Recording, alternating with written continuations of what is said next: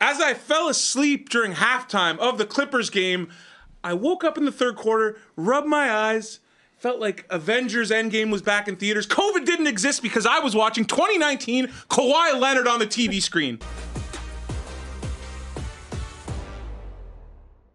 This is Basketball Island. Hein, Hambone, Wes, Fab, and I think Wes can relate with me. As a parent, I PVR and I wake up and I watch a lot of fourth quarters in the morning. When you got a little one who's waking you up at 6, sometimes you just got to do fourth quarters in the morning. I wish I could stay up, but it didn't hit as hard this morning as it probably did last night. As I saw, I woke up to 279 group chat, missed messages. Shocker, you're using your son as a meat shield. Again, that's what I do. That is what I do. But honestly, that was amazing last night. This was vintage. This was 2019 Kawhi. He was fully back. And if he is this good, that Clippers team can win the title hands down. Like, not even a doubt. Well, if any player is that good, period, that team wins no matter what all the way. Like, that was just an absolutely out of control performance that basically impossible to replicate that level of shot making. You get that's like once in a series. Yeah, like 5 free throw attempts, 15 of 19 from the field. I think this series features the 2 best players in basketball, Nikola Jokic and playoff/healthy Kawhi Leonard. I mean, I love Shea. I give respect to Shea, but like last year at this time, I was putting Kawhi at number 1 on my tier list. Like, if he's healthy, and I know that's the ultimate caveat with this guy, but when he's healthy, and we're in the playoffs, and he's putting up performances like that, we've seen it, man. We've seen it up close. 2019, as you mentioned, the dude is MJ-esque when he's on. When he's on the floor, 2 best players in the league in this series. I actually feel bad. Because now, like, all right, this series is going to go 6 or 7. They're going to take we're going 7. Again, and, like, bring the odds up because, like, I think it's plus 155 on FanDuel right now. I was expecting more, but I don't even care. This is going 7. As fans, with what we watched this year through a Raptors season, we deserve 7 games of this. That's a fair point.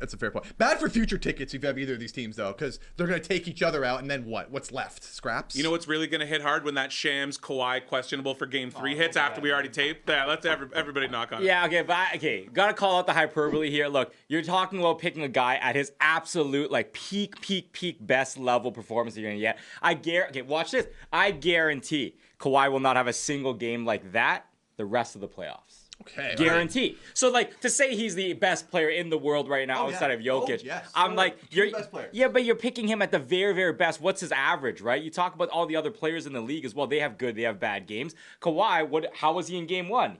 He wasn't good in game 1. He was average in game 1. I thought Jokic was average in game 2. Let me ask Fab this. If Kawhi is at his full healthy peak, where is he in the NBA hierarchy? He's in the conversation of the top 5. I mean, there's a lot of great players. There's Steph. Steph had a pretty good game 1. Giannis had a pretty good. I'm just saying. But it's a two-way factor with Kawhi. I think he's in the. Right now, him and Jokic have played each other to a draw based on game 1 and 2, and that might be enough for the Clippers. And I don't want to be like all philosophical here, but I kind of was just enjoying it as a fan, watching this dude who's battled injuries his whole career finally be healthy and playing at his peak. Like, I just enjoyed seeing that seeing him operate that way. And it's hard as a Raptor fan to not, like, kind of get those feels of 2019. I think we all had that. It's like so I know we're in such a rush to always, like, compare and project and that's what we're supposed to do. But just be happy that this dude is playing like this. And I hope he can continue to. But as it pertains to the series, like, it's just getting started. Yeah. It's 1-1. Denver could go steal one in LA, no problem. Like, this is going the distance. There's something about aesthetically too, and I hate to make a Jordan comparison, but it just looks like the way Jordan played because it's all in the mid-range. Yeah. You know what I mean? Yeah. Like, they can't defend him, right? And that's the thing. You can throw. The only way to really defend him is an initial defender. Aaron Gordon has had some success against him. You need to shrink the court. That's why I love this series too, because you also, on top of the stardom, you got 2 agents of chaos in Chris Dunn and Russell Westbrook that completely shift the way teams defend the other players. Because when Russ is on the court, you're shrinking that court. You're leaving him open in the corner. Same thing with Chris Dunn. But yet on defense and all the intangible stuff, these guys are batting balls out there amongst the trees. They're grabbing rebounds, steals, deflections. Chris Dunn had some of the greatest defensive plays I've seen this season alone in that game. And it's just like, that's why I think this series has so many different levers that you can pull on, so many different matchup stuff. The IQ is off the charts. Yeah. I think Kawhi's ability to get to any spot he wants is what makes it amazing. What I want to point about the Kawhi part is, like, the reason why it's unstoppable defensively in a game like that is because the modern NBA defense of all 30 teams, They want him taking those shots. Yeah, himself. yes. Those are exactly the shots everyone's funneling other teams to do, except he was swishing every single one. So that's literally what makes Kawhi impossible to guard if he's at that level. But you're not asking him to shoot 80% in the mid-range, 90% in the mid-range like he did. Like, that's like a one per series performance, Yeah, right? Yeah, but just happens. even in the first half, when they would throw a double at him, he was quickly finding a guy wide open. The Clippers just weren't hitting those shots. Yeah. So if those good looks when he makes the right play are dropping, then this doesn't even need to go to that amazing fourth quarter. I think, again, I understand that Kawhi is not going to shoot 15 of 19 every single game. But really, I don't know. I would be surprised if he's going to get his numbers go up in the playoffs. Yeah. Like when he's healthy across the board. Like I think he's got, and what you mentioned earlier, the ability to play both ends of the floor. Like he's the one with that crucial steal on Jokic late in that game too. Like I think to me, if this guy is healthy, he is the dude that I think other teams fear, like Jokic. That's why I have him up there, man. I've been a Kawhi stan for a long time, and again, I think part of it is that we've witnessed it up close. Mm-hmm. You know, like 2019 was a magical run. We've seen what that guy can do, and I don't even think defenses, unless you're sending two to the ball every single time and completely capsizing. But even when your they do that, defense. he can still get to his spot. Well, and he this can is where- find guys too. But this is where I think we need to give credit to some of his teammates too. Like Zubats has been an Amazing. absolute He's been really good, unit. yeah. He was Amazing. he was really good when they found him. He was kind of kicking it out to other dudes. He stonewalled Jokic on a lot of possessions. And you know what? I thought the Clippers' defense stood out to me, and just in terms of the coverages they mixed up with Jokic. Like, they would switch. Sometimes they'd play Zubats straight up. They'd blitz at opportune times. So their D kind of won them that game, despite getting crushed on the glass. But let's talk about, let's say the quiet part out loud. Jokic did not have a good game. And those 7 turnovers and the missed free throws, those were the difference in that fourth quarter. It's still funny that his bar for not having a good Yes, game it's a triple-double, 30-point triple-double. I agree with you in terms of the didn't have a good turnovers and the game. free throws, but it's crazy how high of a level we Yeah. expect from him. and the defense, yeah, it's his fault, really. Right? It's like, man, he was kind of pedestrian last night. It's Oh, like, we blame Jokic. He looked shook, man. Well, one Yeah. thing I didn't like about Jokic, I thought he was not engaged for the entire game. He took 16 shots, 8 from 3, 8 from 2. Like, to your point, Zubac, I think, did a great job standing him up. I kind of want to see him be a little more aggressive. Yeah. I think that game called for him to be a little more aggressive early. And, like, with all due respect to, like, because he makes the right basketball play, like, I don't think the right play all the time is pass to open Russ in the corner. Like, Sometimes he's open that's the for a bad- yeah, reason. that's the bad play. I'm saying, so, like, and he's getting glazed for that, which I'm just like, okay, cool, but I want to see you be a little more aggressive. Trying to put I know what I did. Trying to put the ball, like, in the hole yourself. I like what Fab said though. They mixed up the coverages, and you talked about that Kawhi steal late in the fourth quarter. That came with a perfect Harden double, blitzing that, and he kind of panicked, and the Harden length bothered him, and he just threw it right to Kawhi. The IQ in this series is off the charts. Even Jokic said it post game. I think he's like, this is like amazing basketball. Yeah. Like, what you're watching, these two games, it could have gone either way. It could have been 0-2 for either side. I think to me, it's just high IQ, tenacious defense, and like the mind is like Ty Lue, Jeff Van Gundy. Like Yeah. the defense, they're kind of like sculpting. It's funny that we were only talking about game 2 because game 1 was a roller coaster. I know, It I know. felt like it was a year ago Yeah. now. Oh, dude, But it's so good. I think I'm not even exaggerating. This might be the most fun first 2 games of a series I can remember in recent Especially memory. for Down first to the round. wire. Yeah, down to the wire, right? Every game. And you can see, like, each team with their relative strengths going at each other, and sometimes it really is a movable object, unstoppable force. How do we make money off So this? that's what I was gonna say. Let's bring up some markets here. We got Nuggets plus 150 to win the series. Clippers minus 180. Series length. We got No, the over 5.5 games. 5 games plus That feels like a 220, lock. 6 games plus 145, 7 games plus 155. To me, this feels like 7, but I kind of feel like jumping game to game. You said that you were going to do that with this series, just kind of go game to game, and I'm just going to do whatever the overreaction is. Hammer that other side in the next game. So I'm probably going to take the Nuggets in the next game. Wow. But just this feels like 7, and we're going to go back and forth. I also think I kind of live by the principle of stars on the road, role players at home. Yeah. So I would look at some of the Clippers kind Norm of. 3's over. Yeah, I mean, I think he came on a strong late. Hit a and big three in that He fourth really quarter. started out rough, but had some good plays down the stretch. So I think guys like him, I think Dunn will probably bang a couple shots, Batum. Whereas if you're betting Denver, probably go back to Jokic, because I think especially on the road they're going to need him to be monstrous. As for the series, I would say it's either like a Clippers in 6 or a Nuggets in 7 to me. Yeah. I just think if it gets back to Denver for game 7, I don't really want to go against Jokic and their home crowd. So I do think the Clippers would have to kind of wrap this at home. And Denver doesn't really have any depth. And Michael Porter Jr. left that game with the shoulder injury. At the time we're taping, we still Big don't loss. know. Connor, update us with a graphic if we got something by the time this is posted. He was awesome yesterday. Like, he killed it on the offensive glass, was a massive difference. So if he's out, that could really hurt them for game Can't 3. get over how normal the game looks when Michael Porter Jr. is in for Russell Westbrook.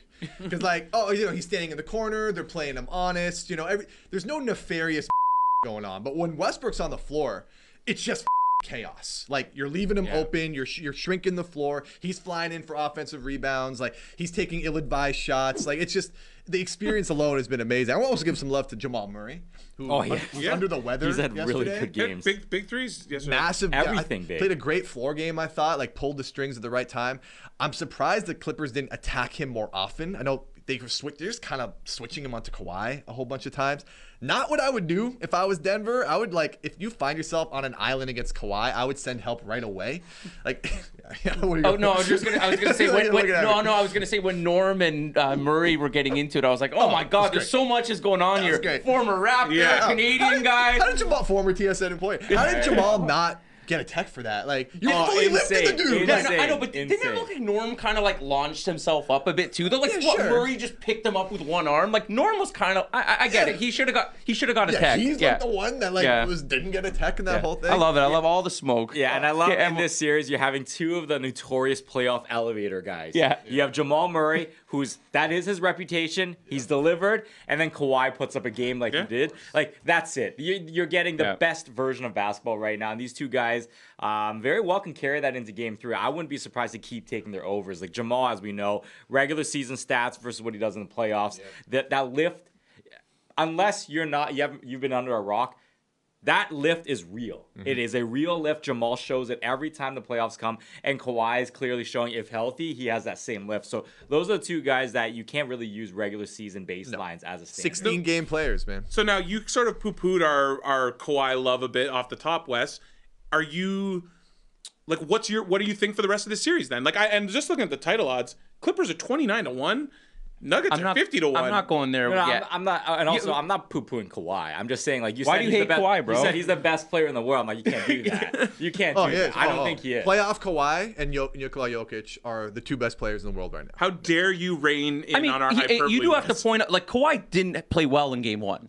That's fine. No, long term, you're right. Jokic didn't play well in game 2. Okay, but you're the one saying Kawhi's the best player in the world. No, I'm saying him and Jokic are the two best players in the world. Hey, Steph Curry's got some juice too, brother. I like Kawhi's two-way play, man. I think. What about Kawhi's Jimmy defense. Butler? Why are you hating on him? Don't do that. Because if I did, y'all would hate on me if I was coming out and saying that. Listen, Oh, dude, Kawhi is a top. Hold on. Like, as to Hein's point, title. Let's keep in mind, like, this is going to be a bloodbath, and then you're probably getting the Thunder next round. Yeah. So, I'm just saying. Like, at 29-1, if you know you're getting this level of Kawhi, and we said this about the Thunder before. We don't know if we're getting this level of Kawhi. No, I know, but I think caveat, he needs to stay healthy. It doesn't. To sprinkle $20 at a 29-1 is like that's a good value. Yeah. And we said this before about the Thunder. We still don't like. I want to see them against a good veteran team. And do they have? If Kawhi's at this level, Shea's not the best player in that series. Yeah. So, who is better than Kawhi though? Like, right? Like, healthy Kawhi, two-way monster, efficient. Like, I can tell you what our comments are saying. R.J. Barrett. Oh my God. Okay. Can we move on? We don't mention that name. Let's shift to the Eastern Conference because we got a great game before that too between the Knicks and the Pistons as well. And credit, and Connor, you can put the video into all of the people tweeting the exact same thing about Jalen Brunson reacting to getting fouled and trying to drive. But dude, it was bad. I tweeted this yesterday. He's the grifter that SGA gets accused of being. Yeah. It's pretty shameless, but the Knicks really got to look at themselves in the mirror right now. The athleticism and the length of Detroit really bothers them, and that could be an issue. Knicks are too talented to play like this. All my eyes are now pointed at Thibs. Like, I think. Like, this offense that we're running here, like, Brunson is in the game. It's just him. Yeah. It's a very everybody standing around, Everyone's standing around watching Brunson trying to cook and grift for calls. Where was Kat? Kat was completely that's invisible. Point guard play and coaching, man. Like, Kat can't shoot only, like, 2 threes in a game. Like, you got him as a spread 5 for a reason, to open up the offense for everyone else. You need to force feed this guy's touches. What, he can't post up Jalen Duren? Like, you can't give him, like, a couple post-ups a game to create out of the post. It's hard to be a dog when you're a cat. I don't discount that. I don't discount that point. But I think good. that's a little easy. Okay, I agree. His defense has been pretty good. I agree with you. Thibs has to, scheme a little better, get him going, because that's your advantage. Like, Cat is a stretch big, but Cat has to take it upon himself a little bit too, and not even offensively. He's not rebounding the ball. Like, Detroit is crushing them on the glass. Yeah. Like, what did Towns have in game 2? 6 boards? 5 boards? That's unacceptable. Yeah. Detroit is executing perfectly. And honestly, they've packed in the paint. They forced the Knicks into, playing kind of sloppy offensively. Like, aside from that meltdown in game 1, Detroit's been better. Far better. Better for 80% of this series. Yeah, but the fourth quarters have to be a little alarming and a little concerning because both games we kind of saw the same thing, and they held on yesterday. But that was a big lead. Why are you playing from behind on your home court? Yes, both games. Of course, you're down 10. You're down.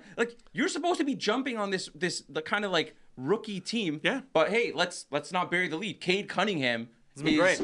I mean, he's making a superstar leap right now. We talked about it a week ago. He crushed them during the regular season. There's something with that matchup that he loves against the Knicks. He's looking at OG, and he's not intimidated. Not at all. He's attacking him, all the time. I think, to me, Detroit's offense, we knew it would be very heliocentric, but Cade is really good at finding his teammates, and guys are hitting shots. That fourth quarter, if Schroeder doesn't hit that 3 that bounces in, Detroit's probably wobbly there too, right? Yeah. Well, it's interesting. I think Cade, I loved his turnovers coming into the series. Bet him each game, you'd hit each one. Oh, dude, was that you who the initial flag? Yes.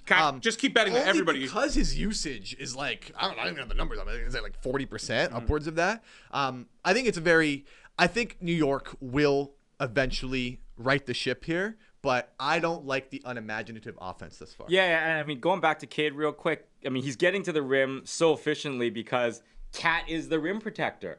So there is nobody really there intimidating him to get to those easy shots he's getting right in and around the rim, those floats and all that. So Cade, I don't think, unless they start changing their entire defensive game plan for how they're keeping him out of the paint, I think Cade's going to continue doing this. Yeah. I think going back to Cat, I think you look at a lot of the other performances. We shouted out Michael Porter Jr. in the other series, bouncing back. I think this is the time for Cat not just to bounce back on his own, but for Tibbs to also bring him into the offensive fold more, because a lot of times they were throwing Tobias Harris on him. And he was successful when those were happening. It just they weren't looking, but they weren't looking for that enough. And even then, when Jalen Duren's on him, when he gets pulled out, Duren hasn't been great on him when Duren's on the perimeter either. So if you're looking for opportunity, you're always trying to buy low on a guy whose talent level exceeds what his production was in the previous game, and then you also are hoping, especially in the playoffs, a guy's going to be schemed to make up for the deficiencies they had in the previous, just like Michael Porter Jr. I need to see 8+ threes from Cat a game. I need to see aggressive. That's why you're there, yeah. You are there for that reason. I agree. And I think a lot of it, again, goes right back to Tom Thibodeau. You need to be better. The offense can't be everyone watching Jalen Brunson grift for fouls. That can't be the offense. You are too talented. You're one of the best offenses in the league during the regular season. Well, why am I seeing a Knicks team that just look less athletic? They look softer.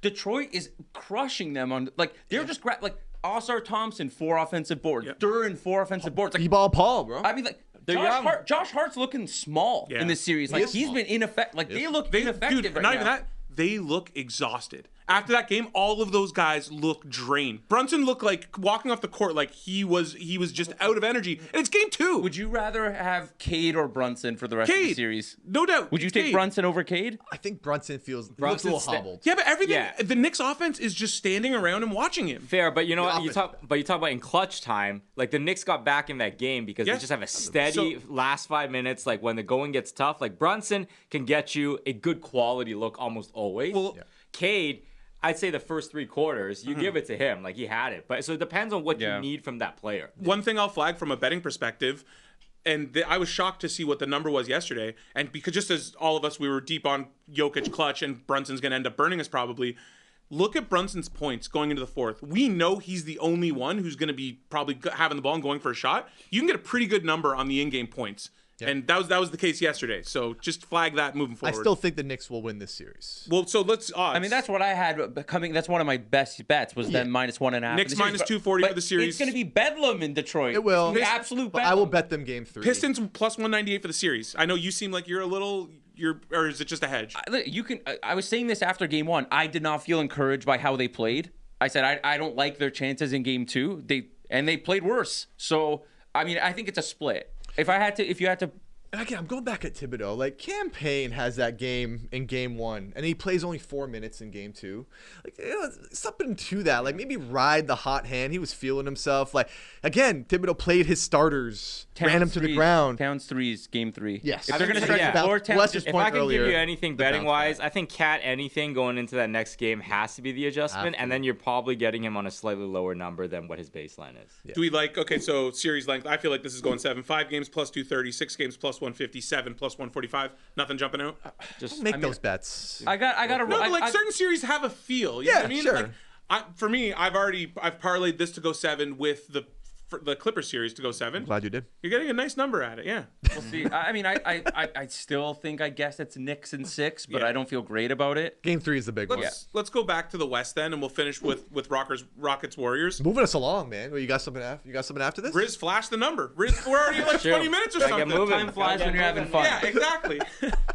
A fast break pod. There's massive, I would say, massive concern. We were a little worried about Houston's offense. We talked about it going in. Very worried. And they gave us more cause for concern. What? Because, so I think when Sengun's doing that offensively, that's not how I think Houston needs to play. Okay, so like we talked about this in the first one. Like, these are the best defenses in the entire league. They get it done in very different ways. But the other thing I wanted to flag going into that pot, and I didn't bring it up.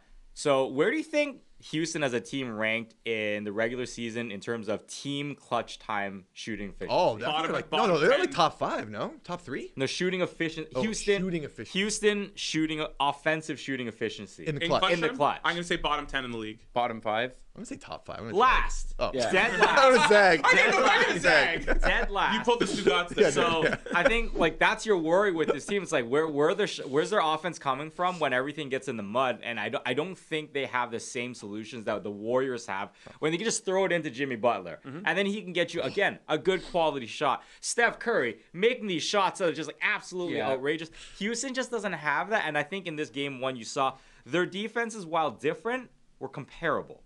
And I think the offensive upside of the Warriors just really clearly shined, and I don't know where the Rockets' offense is going to come from. That's a fair point, and their offense is never going to be good in the half court, but like they can do things better. I mean, for sure, these possessions are so slow and prodding. Like, move the ball around a little bit. Also, like, the elephant in the room here is Jalen Green. I mean, if Jalen Green is going to give you that atrocious of a performance, you're probably dead to rights. Fred was bad. Like, Fred also, I mean, Fred was not good. At least Fred was kind of missing open looks that might go down. Green looked like a guy who's never played in the playoffs before. But I don't want to look too far ahead, but like this feels like he's going to get the Josh Giddey OKC treatment in the offseason. If this goes, what do you mean how?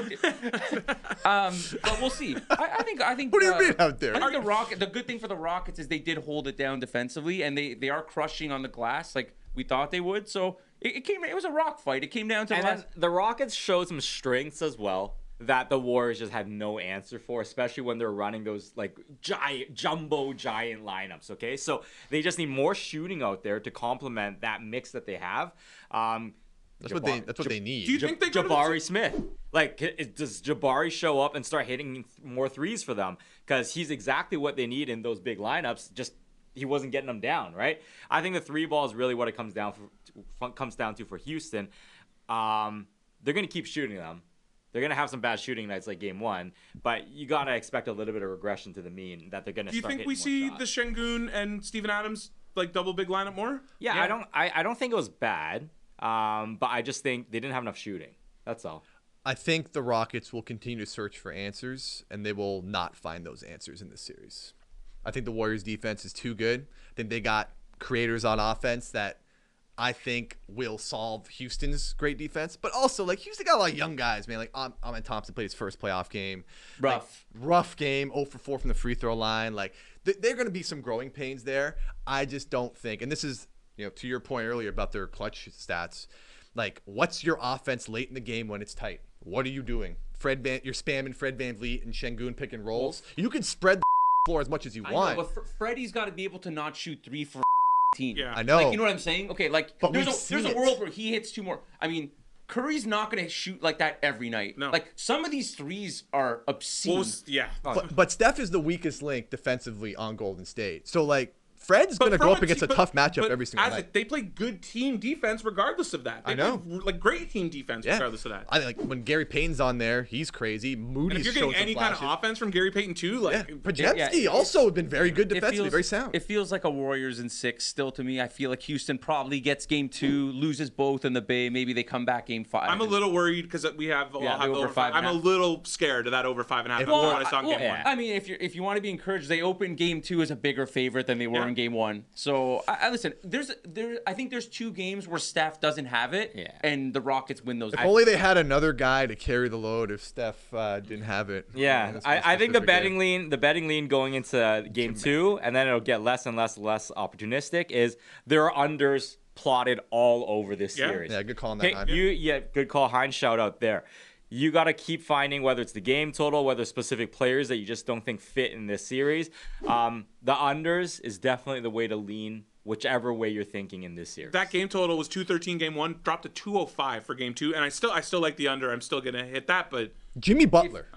Jimmy Butler. You know what? From game 1, Like, Jimmy, he's the greatest. We have not mentioned it yet. The playmaking from I mentioned him. I mentioned him 3 times already. Good. You should have done more, man. Like, Cool. He's in the place where he's supposed to be. He's the second fiddle on the team. Yeah, he's in a great. Yeah. I mean, yeah, no, Yeah, he's well, are you a really disputing that? Oh, sorry, is he better than Steph? No, he's a really good player, but like we have yet to mention him. No, well, I mean, look, the story of this has been the defense, has been the unders. Understand what's happening? No, but we said that. No, hey, let me give myself credit. I brought that up. I'm like, Houston has no offensive. You know, when going gets tough options, Jimmy literally just throw him the ball, and something good will happen there. Yeah, defensively. Well, this is what I mean by the Warriors and Rockets do things so differently. The Warriors is a lot of like predictive ahead of time defense, like very good positionally. And then with the Rockets, there is some like athleticism stuff where just like, oh my God, I can't believe they got to that point. Like, wow, they closed out on that after like collapsing here and there. 2 very different defenses, both excellent. Yeah. Both excellent. If Butler is hitting that 3, because teams are going to give it to him, right? They're like, all right, well, like, if he's hitting that, and then also putting pressure on the rim, it's like Warriors are a title team if he's hitting threes consistently. Oh, they are a title team to me. They're a title team. I have future equity on the Warriors. I would bet them to win game 2, although I do see some heart from Houston. I think that'll be more of a I think fight. if Houston's going to take anything, I was going to bring up it's odds. Just if you like Warriors in 5, plus 360. If you like them to sweep, plus 410. It's not so there's meat on that bone if you're a little worried. We don't have odds for to lead in series anymore, right? Because I think I would. I know I have Draymond to lead series and assists. I want to pivot that to Jimmy. Yeah. If Jimmy can win one-on-one, like if they're switching Şengün onto Jimmy and he can just shake him, hit those step back jumpers, I think Houston's cooked. Plus 190 if you want Butler. For the assists? Okay. Yeah, there you go. I will do that. And let's finish on so far the early favorite for funniest moment of the playoffs. That's Hambone's guy Joe Maz yelling at Tatum. I love, like, this is your guy. So what happened? So Tatum looks like he's actually hurt on the ground. Joe Maz is like, I actually don't know if he's hurt or not, but he's just yelling at him to get up. Doesn't matter. This is literally the fate of your season, lying on the ground. He's like, no, I don't care. Just get up. I get it. He thinks he's in the town right now. And in a important scene in the movie. Whose car we taking? Jeremy Reiner. He's like, get up. You need to make this, man. Get up. I think this will be one of many Joe Maz moments through the postseason. I absolutely love him. And it's funny because Tatum was getting beat up that game too, right? And you can see like Joe Maz just wants to fight someone. Yes. Like, you know, man. Oh, dude, come on, man. That guy's quirky fellow. You could hear him audibly yelling, "Get up!" Though it's like speaking my language. Dude, before he yelled, the look on his face is like you said, he wants to fight. Do you think Joe Maz thinks he's Ben Affleck or Jeremy Reiner? Oh no, he's Renner. He's Renner for sure. Renner. Yeah, he's Renner. Yeah, for sure. The loose cannon. Man. I love him. I love I gravitate towards like the sickos. No, you do, eh? You know, like it's just I kind of like that because it takes one to know one. Like Jimmy, Dre, Joe Maz. Like give me all the gumption, man. What about Chris how have you Dunn. not mentioned Davion Mitchell? We're already talking. Okay, let's end the pod. We can't do this right now. We have to end it. Just, we have to end it because then people would have to admit they were wrong. But we're not going to go there because that's a sore subject. Bucks look good. I think they. Oh, by the way, Dame Lillard The new, coming back. well, okay, like time sensitive. We'll see. Questionable. That's all we know. All right, Yeah. this is They could use Basketball it. Island. Whoa, we can go another 10 minutes. No, we can keep going. I brought up Davion. I'm ready to keep talking Davion. Are you? On that note, you can catch us on YouTube, Spotify, Apple, wherever you get your podcasts. We'll see you next week. Playoffs.